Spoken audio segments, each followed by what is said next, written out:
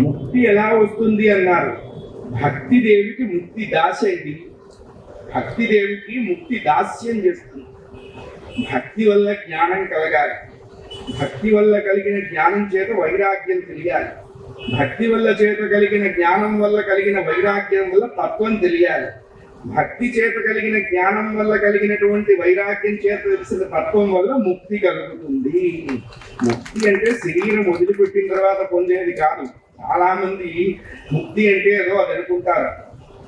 మనకి తెలియకుండా మనం అనుభవిస్తే దాన్ని ముక్తి అనరు. మనం ఉండగానే దాన్ని అనుభవిస్తూ ఉంటే దాన్నే ముక్తి అన్నారు. దాన్ని విదేహ ముక్తి అన్నారు. జీవన్ముక్తులు అన్నారు. అంటే అర్థం ఏంటన్నారు?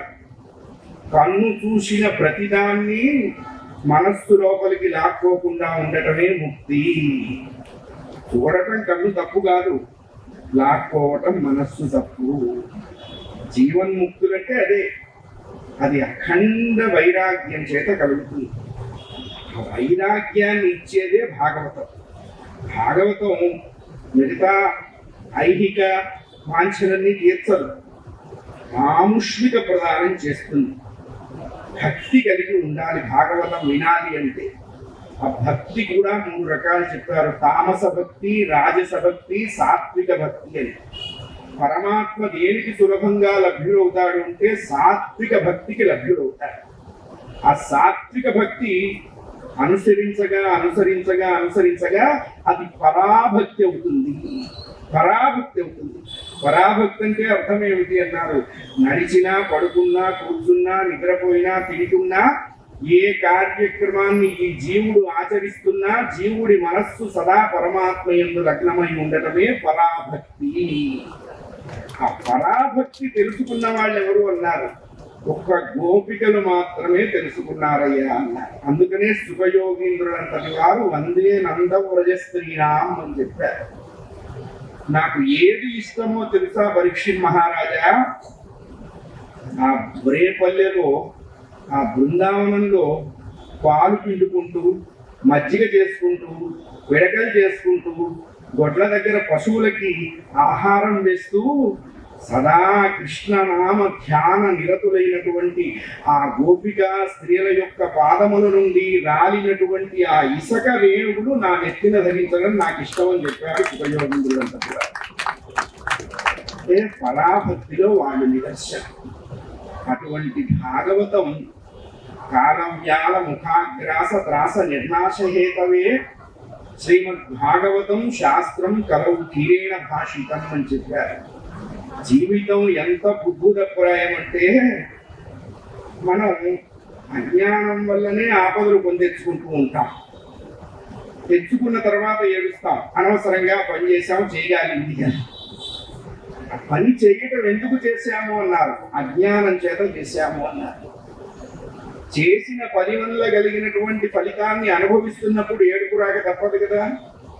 అన్నం వేసి ఆకలి తింటే మనమే తేన్సాలి, ఇంకోటి తేన్సాడు.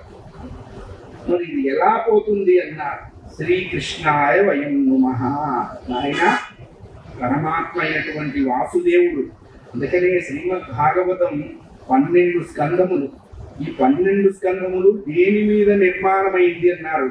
ఓం నమో భగవతే వాసుదేవాయ అనేటువంటి ద్వాదశాక్షరి మహామంత్రం మీద భాగవతాన్ని వ్యాసుడు చెప్పాడు. వాసుదేవ మంత్రం వాసుదేవుడి కంటే ముందే ఉన్నది. విశేషం ఏమిటి అంటే రాముడి కంటే ముందే రామనామం ఉన్నది, కృష్ణుడి కంటే ముందు వాసుదేవనామం ఉన్నది. ఓం నమో భగవతే వాసుదేవాయ. మానవ జీవితం అద్భుతం. ఇది కేవలం ఆశాపాశ మోహబద్ధం. ఎలా ఉంటుంది అన్నారు? ఒక కప్పకి 2 ఈగలు ఎగురుతూ కనబడ్డాయి. ఈ కప్ప ఏం చేసిందంటే ఎగిరి ఆ 2 ఈగల్ని తినడానికి ఎగిరింది. ఈ 2 ఈగలని తినటానికి ఎగురుతున్న కప్పని పట్టడానికి పాము పరిగెడుతున్నది కనుక ఈ కప్పకి తెలియదు. చూడండి లింక్ డాక్యుమెంట్. కప్ప తింటుంది అని ఈగలకి తెలియదు, పాము తింటుంది అని కప్పకి తెలియదు. పరిగెడుతున్న పాము తినడానికి నెమలి పరిగెడుతున్నది, ఇది వస్తున్నదని దానికి తెలియదు. నెమలిని పట్టడానికి వేటగాడు పరిగెడుతున్నాడు, నెమలికి తెలియదు వేటగాడు. లింక్ డాక్యుమెంట్ చూడండి. ఈ వేటగాడిని పట్టడానికి సింహం వెనకాల పోయింది. ఈ మొదట చెప్పినవన్నీ జీవులు, ఆ వెనక చెప్పిన సింహము కాలపురుషుడు. ఆయన వాడికి బోనస్ గా ఇంతమందిని అందిస్తున్నాం. రెండీగల్ని తీసుకొని కప్ప, రెండీగలతో ఉన్న కప్పని తీసుకొని పాము, రెండీగలతో ఉన్న కప్పని తీసుకున్నటువంటి పాముని తీసుకున్న నెమలి, రెండీగలతో ఉన్న కప్పని తీసుకున్న పాముని తీసుకున్న నెమల్ని తీసుకున్న వేటగాడు. ఈ మొత్తం సింహానికి బోనస్ గా మంచి బఫే, మంచి లాస్ట్ సప్పర్ అవుతుంది.